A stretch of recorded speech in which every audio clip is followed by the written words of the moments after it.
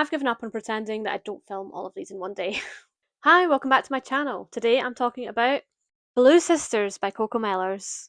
This is Coco Mellors' second publication. I read Cleopatra and Frankenstein last year and I bloody loved it. It was dark, it was twisted, I liked the prose, so I was itching to read this one and thrilled when it was chosen as my work book club book for the month. And I don't think it disappointed. I do prefer Cleopatra and Frankenstein, I'll say up front, but this was still very enjoyable nonetheless. The literary prose style was similar, but I do think Cleopatra and Frankenstein was a little bit better. There was a lot more standout lines where I was like, oh, yeah, this is good, this is delicious. This one didn't really hit on that front for me. I seen one reviewer even say that she verbatim stole one of her own lines from Cleopatra and Frankenstein and kind of put it in this one. Don't know if that's true, but I can see how that might happen accidentally. Like, I think I've even done that in my book multiple times. And Sarah J. Maas does it all the time. She will not shop about calloused hands, about watery bowels.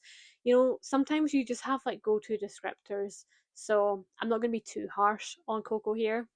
But I thought it was worth mentioning. I don't know what it is about this book that made me not like it as much as Cleo and Frank, but that's just the vibe, that's my opinion.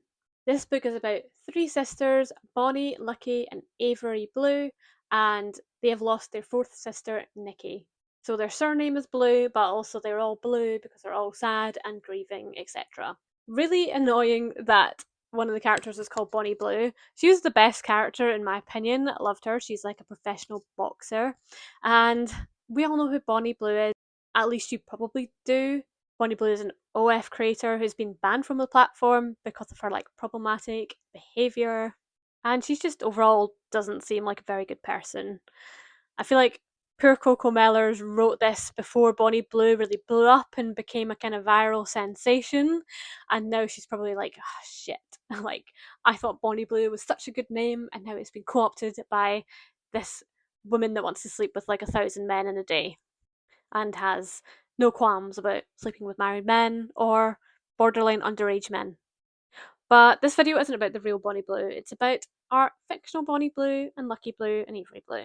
These three sisters are all very distinct and they all live in different places at the beginning of this novel.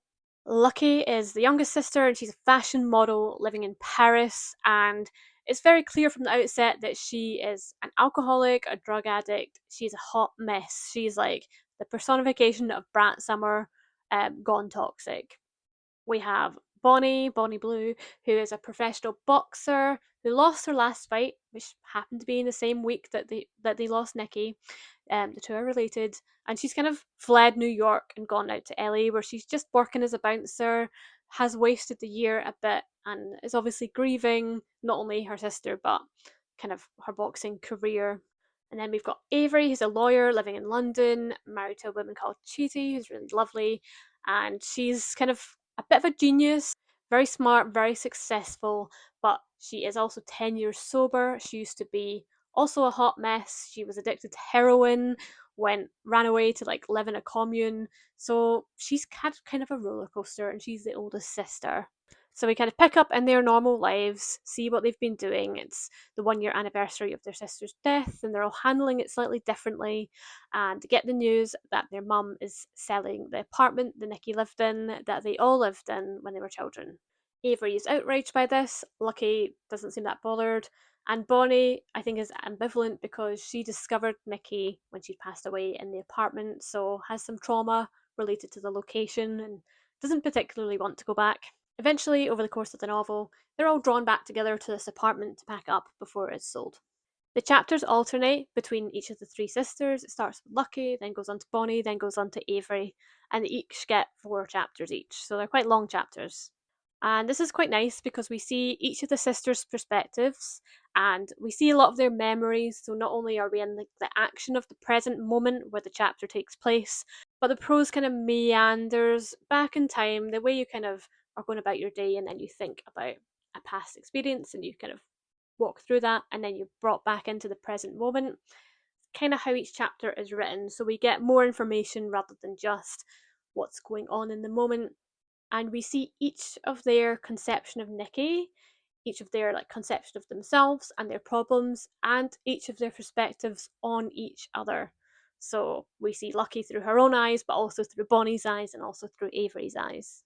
And I thought that's quite interesting. It's interesting these different perspectives that people have and the different memories they have of their parents and of Nikki and of their childhood, their perception of how that was. For example, Avery was very much a mum figure. Their dad was an alcoholic, and their mum has been a bit of a barrier in between him and them. I think trying to protect them, but in a way that's put some distance between her and the daughters. They see her as quite cold and quite detached, and Avery is kind of the mum figure.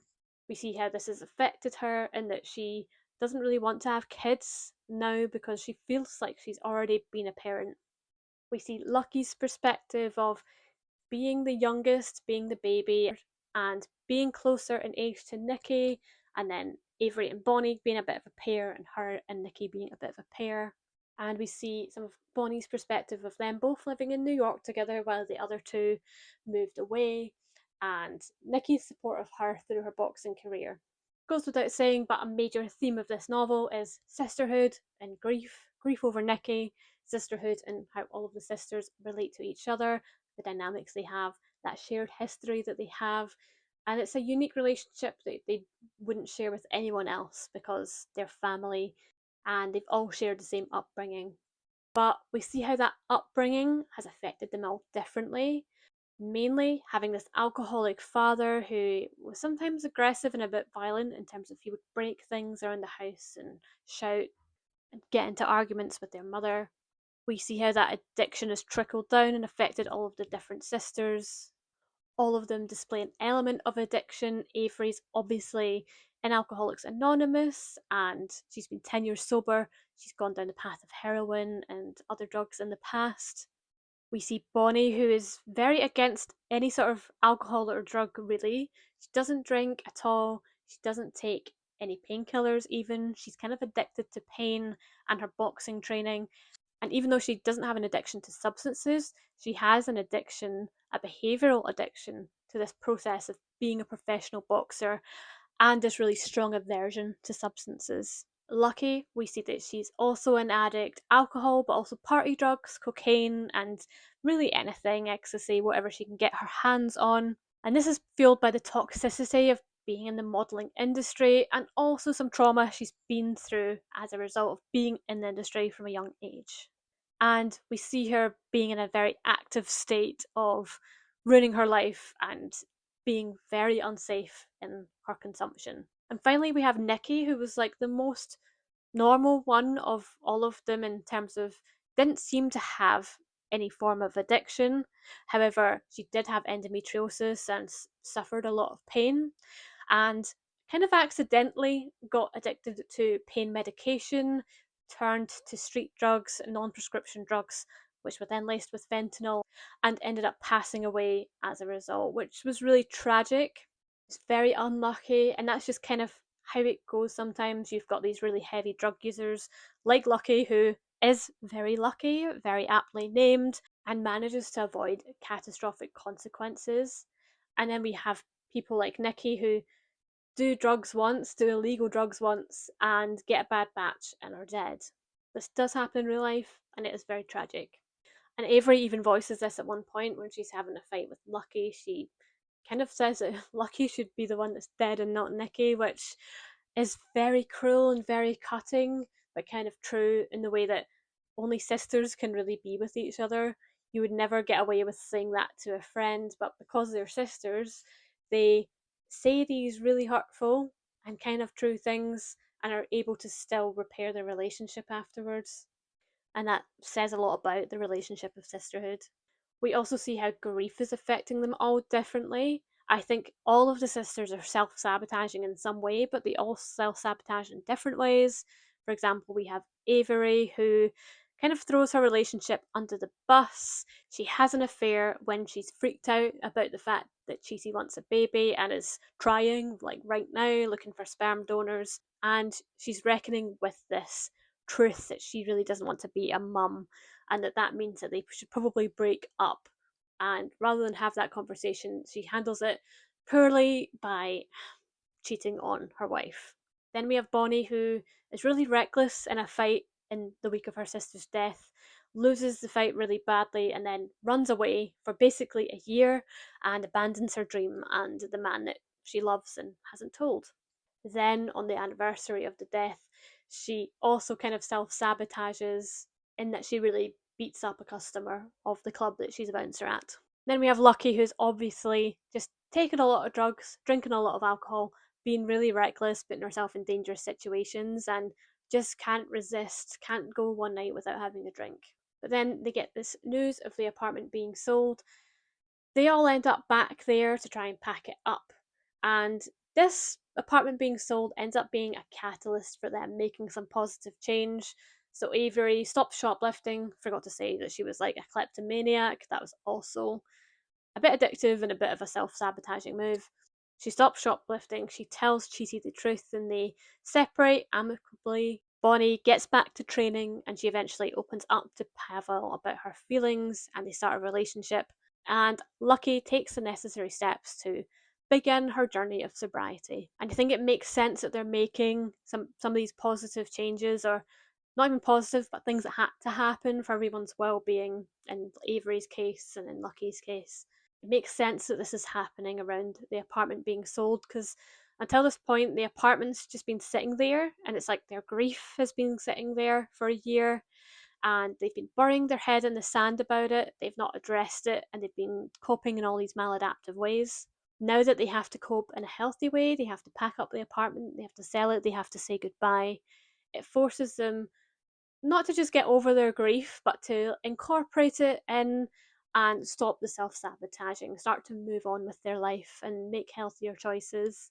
And I think that's really nice. It also prompts Avery to go and speak to their mother and start to put some of that like childhood trauma that she has from being a bit of a caregiver and being at odds with her mother, puts that to rest and sees her mum more as like a whole complex person.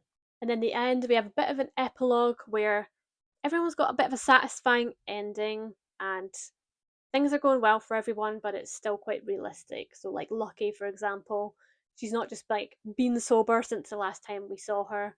We see that she's fallen off a few times, but that she's still trying, and that's positive. We see that Avery's in a new relationship, Cheaty has her baby, but they're still amicable with each other, which is really nice.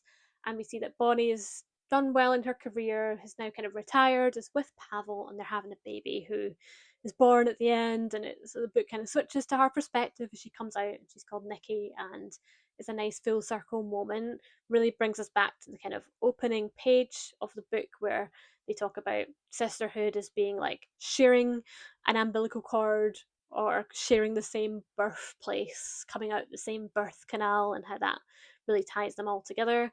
So ending the story with a birth, quite an interesting choice, and very satisfying and cathartic.